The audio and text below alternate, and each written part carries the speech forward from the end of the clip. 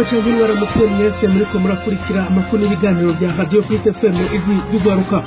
Radio muyumva muciye kuri wetatu akaburungu Radio Plus FM akaburungu kome mukayumva ikibiriraho kuva ku munsi wa mbere kugeza ku munsi wa gatanu amakuru muri rw'ikirundi. Turi kwigenekerezo rya 18 Ntwarante umwaka wa 2024. Ngize ingingo nkuru zigize amakuru tubateguriye uyu munsi.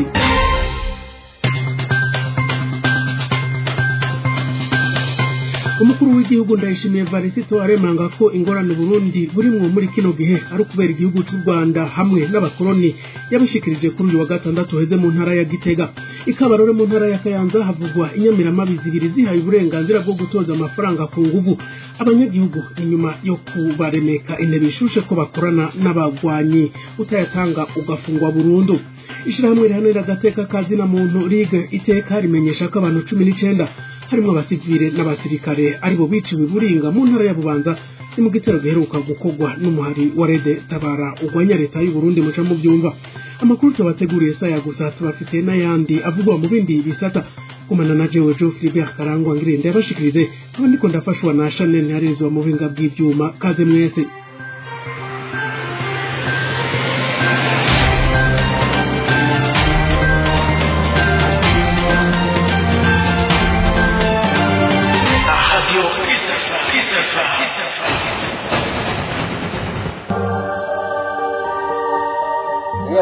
Musanze ari mbi cyangwa yatsinze amatora yatsinzwe mu matora gacuze ukagira kumbure bibi bisumbirije ibyo iprona yaho rigira nije novuga ko ari bibi bisumbirije mugabo Frode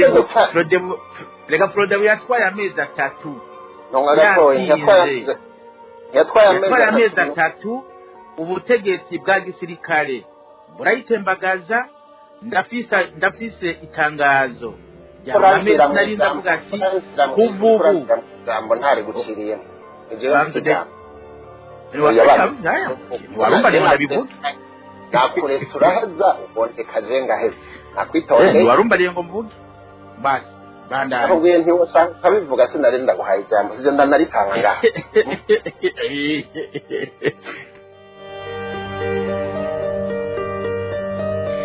muri mejeje kubibabwira harabashinzwe umutekano biyamirizwa n'abanyagihugu abo nabo ni Innocent niyo nkuru inyamirama hamwe n'urongoye igipolisi muri komine Kabarore mu ntara ya Kayanza bagirizwa gusahura abafungwa kubw'amasoko ikabarore abapolisi babiri bakorana gusahura abo baba bari muyabira. Umuntu wese ahagaritswe ategerezwa guha igiturire izo nyamiramabi. Ayo mafaranga ari hagati y'ibihumbi 50 n'amajana 3 y'amarundi. Ayo mafaranga atangwa imbere y'uko dossier irungikirwa umushikiriza manza wa Republika mu ntara ya Kayanza. Kubwandi masoko izo ntwazangabo zibiri ziriha uburenganzira bwo kurementaniriza abo bantu mu kubagiraza ko bakorana n'abagwanyi ba Rede Tabara canke ko bafitaniye ubucuti n'abanyarwanda. Mu kwagiriza abantu bafunzwe bagomba kwiba amahera barondera ivyagiriji by'agacamutwe bagiriza abantu gukorana n'abanywanyi b'umuhari wa Rede Tabara kubaha indaro canke kugiranira ubucuti nabo hakujya y'urubibe rw'u Rwanda kandi atavyemezo aho umuntu ategerezwa gutanga amafaranga atari munsi y'ibihumbi amajana 2 canke amajana 5. Indongozi mu ntwaro zo mu gipolisi ntaco zirashikiriza kuri ico kibazo. Amakuru mu by'umutekano imfungurwa zari zigemuriwe abagwanyi bavuga ururimi rw'ikinyarwanda bari mu ishamba rya Kibira bazarahagaritswe n'abasirikare b'u Burundi. Bivugwa ko iryo hagarikwa ry'ibyo bifungurwa ari ingaruka zo kutumvikana kuri hagati ya bamwe mu barongoye inzego zitandukanye zigize leta y'u Burundi hamwe nabo bagwanyi. Inkuru ndende na Odas Kabura. Mu mpera z'indwi twaraye dusozereye amakuru ava mu ishamba cimeza rya Kibira ku gice c'intara ya Cibitoke komine Mabayi zone Butahana umutumba Gafumbegeti yemeza ko amatoni arenga 5 y'ibifungurwa bitandukanye bivugwa ko vyoba vyari bigemuriwe abarwanyi bavuga ururimi rw'ikinyarwanda bacumbitse muri iryo shamba zahagaritswe n'abasirikare b'u Burundi bariko barakizura hafi y'ico kibira. Nkuko bivugwa na bamwe mu bari begereye ico kibanza, ivyo bifungurwa vyari bigemuwe n'abantu 5 bikaba vyari bigizwe n'amatoni 5 y'intete z'ibigori, toni imwe y'umuceri hamwe n'imwe y'ibiharage. Bamwe mu basirikare bahagaritse ivyo bifungurwa bakemeza ko muri iyo komine ya Mabayi hamenyerewe urudandazwa rukorwa na bamwe mu banywanyi b'umugambwe CNDD FDD n'imbonerakure bahererekanya ibidandazwa n'abagwanyi ba FDLR bakunda guhungabanya umutekano w'igihugu cy'u Rwanda baturutse mu ishamba cimeza ry'ikibira rifatanye n'ishamba rya Nyungwe ku ruhande rw'igihugu cy'u Rwanda. N'urudandazwa rushigikiwe na bamwe mu basirikare b'u Burundi, abategetsi mu mugambwe CNDD FDD, indongozi muri leta ya Gitega hamwe na bamwe mu banyepolitike bacuditse n'umugambwe uri ku butegetsi. Musitanteri wa komine Mabayi akemeza ko kuva muri Munyonyo umwaka wa 2023 ubwo rudandazwa busa n'ugwari rwarahagaritswe. Inyuma yaho musitanteri yararongoye iyo komine yakekwa gufasha ubwo rudandazwa akuwe mu mabanga yiwe mbere akanapfungwa. Musitanteri yamusubiriye muri ayo mabanga akavuga ko atazihanganira abakora ivyo bikorwa byo gufashanya nabo bagizi ba nabi bahungabanya umutekano w'igihugu kibanyi, bakongera bakaza no guhungabanya umutekano w'abanyagihugu arongoye hamwe no mu bice by'u Burundi. Bikavuga ko amafaranga izo nyeshamba zigura ivyo bifungurwa bayakura mu mabuye y'agaciro bimba mu kibira hamwe nayo bavana mu gihugu ca Republika Iharanira Intwaro Rusangi ya Kongo, biheza bikanatungisha bene gukora no gufasha ubwo rudandazwa. Bamwe mu banyagihugu bo muri iyo micungararo bakavuga ko mwa kino gihe ihagarikwa ry'ivyo bifungurwa byabafitaniye isano n'ibivuga ko hoba hari ukutumvikana hagati mu basirikare, abanyepolitike n'abajejwe intwaro kuvyo kubandanya bashigikira abo bahoze mu nterahamwe hamwe no kudahuriza ku ngingo yo kugara imbibe Uburundi buhana n'igihugu cy'u Rwanda. Batunga agatoki umukuru w'igihugu cy'u Burundi ko yayifashe atitaye ku ngaruka mbi bizanira abanyagihugu biwe. Abanyagihugu ba komine Mabayi bagahagarikwa umutima n'uruja n'uruza rwabo bitwaje ibigwanisho bavuga ururimi rw'ikinyarwanda bakunda kwibonekeza mu mihana yegereye ishamba cimeza rya Kibira, bagasaba ko umutekano wabo wocungerwa bikwiye. Tubibutse ko haheze imyaka irenga 10 izo nyeshamba zivugwa muri iryo shamba, aho rimwe na rimwe zakunda gutana mu mitwe n'ingabo z'igihugu cy'u Burundi. Odas Kaburo urakenuye kuwa 25 ruhuma guheze umugwi w'abaroberi Hede Tabara ucumbitse muri Republika Iharanira Intwaro Rusangi ya Kongo waremanze igitero c'abitwaje ibigwanisho cakoze Buringa ni muri komine Gihanga mu ntara ya Bubanza, mu gihe leta yavuze ko abapfuye ari 8 harimo umusirikare umwe wenyene w'u Burundi. Rigiteka ishirahamwe rihanira agateka kazina muntu ryo ritanga ibiharuro byinshi kuruta ivyo vya leta, rivuga ko hishwe abantu 19 harimwo abasivile 9. Jean-Jacques Gikundiro yaduteguriye byinshi kuri iyi nkuru. Iryo shirahamwe ryabayeho kuva kera ryo mu Burundi ryashize ahabona mu cegeranyo caryo cindwi casohotse kuri uyu wa kabiri, rivuga ko ryakoze amatohoza yimbitse kugira ngo ritanga umuco ku gitero c'abaroberi cabaye kuwa 25 ruhuhuma guheze Igihanga. Ico cegeranyo kivuga ko rigiteka yabandanije ikora amatohoza kugira ngo imenye abiciwe bose muri ico gitero hamwe n'uburyo bishwemwo. Iryo shirahamwe ritanga ibiharuro bisumba ivyatanzwe na leta, aho rivuga ko abantu 19 bishwe harimwo abasirikare 9 b'abarundi n'abasivile 10. Abakenyezi 7 bari mu basivile. Mu ntumbero yo kunoganza ivyavuye mu matohoza yaryo, rige iteka ritanga mbere n'amazina y'abantu bishwe hamwe n'ay'abasirikare hamwe n'abasivile. Mu ntumbero yo kunoganza ivyavuye mu matohoza yaryo, rigiteka riratanga mbere n'amazina y'abantu bishwe hamwe n'ay'abasirikare bishwe. Kubwa rigiteka abagwanyi ba Hede Tabara bashitse ku murango wa 25 ruhuma mw'ishamba rya Rukoko.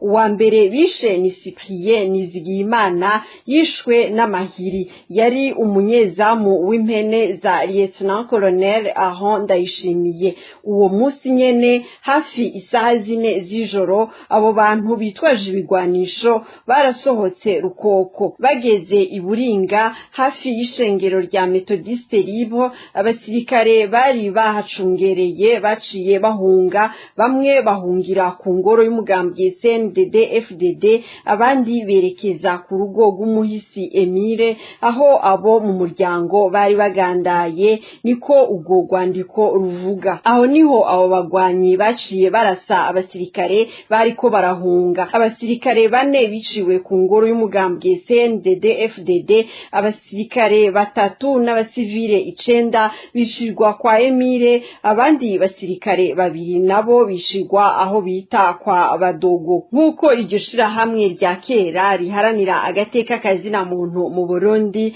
ryongerako, rige iteka ritomora ko ikiziga c'umuragizi w'impene za Lieutenant Colonel Aho Ndayishimiye catuririwe mu modokari yo mu bwoko bwa Probox yari kijanye ku bitaro. Kubw'amatohoza y'ishirahamwe rigiteka, ibiziga vy'abasirikare bishwe vyaciye bijanwa mu buruhukiro bwa DCA Passive buri mu bigo vy'ikibuga c'indege. Kubw'amatohoza y'ishirahamwe rigiteka, ibiziga vy'abasirikare bishwe vyaciye bijanwa mu buruhukiro bwa DCA Passive buri mu bigo vy'ikibuga c'indege mpuzamakungu Melchior Ndadaye, imbere yo guhambwa ku mpanda no kwishengero Methodiste Libre kwa 2 Ntwarante. Ibiziga vy'abo basirikare vyahambwe aho bita muri Ceceni, muri iryo tongo ry'abapfuye nyene rya Mpanda.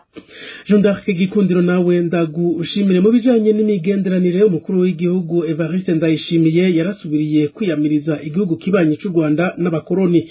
Kubwiwe ngo nibo soko y'amabi abarundi barimwo muri kino gihe. Yemeje ko u Rwanda rubitse nk'inyagano abarundi rwigisha kwica gusa. Kubwa Ndayishimiye, abarundi banegura intwaro ya CNDD FDD n'abari mu bukorone bw'u Rwanda hamwe n'abakorone ubwabo. N'inkuru ndende na Albert Maheke. Ni kuri wa gatandatu aho CNDD-FDD yari iramutse himbaza isabukuru igira gatatu yahariwe abakenyezi bari mugambwe uri ku butegetsi. Umukuru w'igihugu Evariste Ndayishimiye batazira Neva yahoze ari umugumyabanga, umunyamabanga mukuru w'umugambwe uri ku butegetsi, yari umutumire w'iteka. Nkuko amenyereye abikora, yasubiriye kwiyamiriza igihugu c'u Rwanda. Mu majambo yiwe yavuze ati, ndugure twamugana hese ukuntu bihimbaye kurongora abanyagihugu banezerewe. Abarundi bose ubu barahimbawe, umurundi rudende adahimbawe nuwemeye kuba inyagano y'ubutegetsi bw'u Rwanda. Niwe yijiriwe, abo bakoreshwa n'ubutegetsi bw'u Rwanda nibo babaye mu mubabaro ntangere. Nico gituma ndabasavye mwebwe abarundi, nimubahamagare mubabwire muti ve muri uwo mubabaro mugaruke mu gihugu c'umunezero. Burundi ni igihugu kirimwo umunezero ndogaye kwa mugina. Yabandanije ati, mu gihe ushitse mu Burundi ubona abantu banezerewe. Ndaraba ku mbuga hwaniro abatunegura, abarundi bose batunegura n'abatwawe nk'inyagano n'ubutegetsi bw'u Rwanda bubigisha kuja kwica bene wabo b'abarundi. Nico gituma ndabahamagariye ubugira kandi kuza mu gihugu c'umunezero. Impunzi z'abarundi umukuru w'igihugu Evariste Ndayishimiye azita abasezi buzuye ubumara bakorera igihugu c'u Rwanda hamwe n'abakoroni. Umukuru w'igihugu abona ko abakoroni bakoze uko bashoboye kugira igihugu ciwe ntigitere imbere, kandi ko ubukene bwibonekeza ari vyamwa vy'ibikorwa vyabo. Yemeza ko bababujije kubandanya bacura, kandi abarundi bari bazi gucura amasuka imbere y'umuzo w'abo bakoroni. Yagiriza abo bakoroni ko aribo bagabuyemwo abarundi, abahutu n'abatutsi, kandi ko bacafuje akaranga k'igihugu mu bijanye n'intwaro n'ubutunzi. Warongoye igihugu c'u Burundi gikenye kw'isi kandi cama kiriko kirata ifaranga mu bidolari ry'amanyamerika rivunjwa 500 vy'amarundi. Yemeje ko amadolari 100 angana n'amafaranga 100 y'amarundi. Neva asa n'uvyemeza kandi agatanga n'uburorero. Yagize ati, ndoguruye twamugina ivoka rimwe rigugwa 100 y'amarundi inyabihanga mu ntara ya Mwaro, kandi igiciro cayo muri Leta Zunze Ubumwe za Amerika n'amadolari 5. Ati, none ntimwumva ko amafaranga 100 y'amarundi afise agaciro k'amadolari 5 y'abanyamerika. Ati ntibabahende kuba umukuru w'igihugu c'u Burundi neva mu gihe igihugu co bandanya kuri uwo murindi w'iterambere, abona ko gishobora gutanga imfashanyo ku bindi bihugu mu myaka iza. Kubugira kandi abanywanyi b'umuhari w'ugwaruka CNDD-FDD bita imbonerakure bararondandanya bagira imyimenyerezo ya gisirikare y'imbonerakure. Ivyo birori bikaba vyari vyitabwe n'abaserukiye ibihugu vyabo bo muri Afrika. Albert Mayeke nawe urakenuye muri politike. ho Nestor Girukwishaka yemejwe na leta y'u Burundi nk'umukuru w'umugambwe CNL, akongera akaba n'userukira imbere y'amategeko. Biri mu ikete ryatewe ko umukono na Martin Nteretse, umushikiranganje w'intwaro hagati mu gihugu kuri wa 18 ntwarante umwaka wa 2024. muri iryo kete ryaramutse rihabwa Nestor Girukwishaka na babura amatari bose b'intara mu Burundi. Umushikiranganje amenyesha ko bakiriye ibyavuye mu ikoraniro ry'uwo mugambwe ryabereye mu ntara ya Ngozi ku wa 10 ntwarante umwaka wa 2024, nyuma yuko babisabwe ku wa 13 ntwarante uyu mwaka n'umukuru w'inararibonye muri CNL. Yamara naho biruko Agatoni Rwasa aramutswa uwo mugambwe nawe yamirira kure ibyavuye muri iryo koraniro, avuga ko byabaye hatisunzwe amategeko na gatoya. Mu kiganiro yahaye bagenzi bacu bakorera radio na televiziyo Isanganiro ku wa 15 ntwarante umwaka wa 2024, Agatoni Rwasa yavuze ko ari we akirongoye umugambwe CNL, ko vuba ategekanya gutunganya ikoraniro kaminuza ry'uwo mugambwe hisunze amategeko agenga umugambwe hamwe n'ay'igihugu. Mu gusozera aya makuru, kuvyara umwana udashobora kurera bigiye guharurwa nk'icaha mu Burundi. Ivyo nibishikirizwa na Martin Nteretse, umushikiranganje mu vyajejwe harimwo intwaro hagati mu gihugu, mu nama yahuje imvukira za komine Kayanza asanzwe avukamwo mu mpera z'indwi twaraye dusozereye. Yamenyesheje ko hakenewe ihimiriza kugira ngo abantu bavyare abo bashobora kurera, kuko ushobora kubonana naho nikora adashobora kuronka n'ivyo arya ku munsi, ariko aribaruka uko bukeye uko bwije. Ninteretse avuga ko igihugu c'u Burundi kidashobora gutera imbere mu gihe abantu bose bavyara mu kajagari kandi bafise ivyiyumviro vy'uko ari Imana itanga abana, nk'uko womengo Imana izorihira rasiyo y'umwana imujana no kw'ishure yongere imuvuze nk'uko avyigana. Kubwiwe umurindi abantu bariko bararondokwa ko urakwiye gukurikiranirwa hafi. Amakuru turiko turabashikiriza naha agarukiye. Mwakoze mwese muyakurikiranye. Uruganda rwa Radio FM ry'ugwaruka rwatorokanije ndabakengurukire ntibagesha n'intarizwa yari karamfasha mu buhinga bw'ivyuma. Jojo Philibert cyangwa na ikonda yabashikiriza. Reka mu nkundire duhane sango ku musi w'ejo n'agahinduka.